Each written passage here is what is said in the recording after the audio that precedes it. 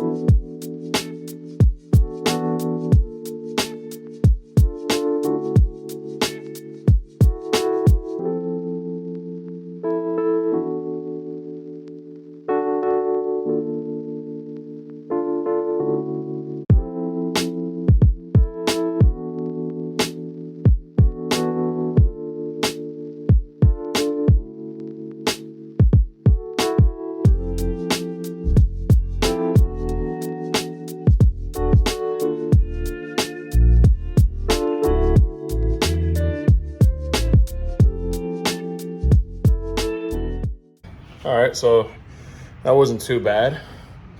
I mean, like I said, given the fact that half of the stuff to gain access to removing the dash was already out anyway, so taking the dash out wasn't too bad. Just there was a couple of remaining bolts and harnesses that I had to remove. I had to drop the steering column. There's 4 bolts for the steering column, easily to see.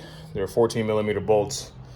You just loosen them up, drop the steering column down, and then you're able to gain access to all the bolts and harnesses and stuff like that. So I also wanted to add that I removed the heater core and the blower. So now it's just the straight bar.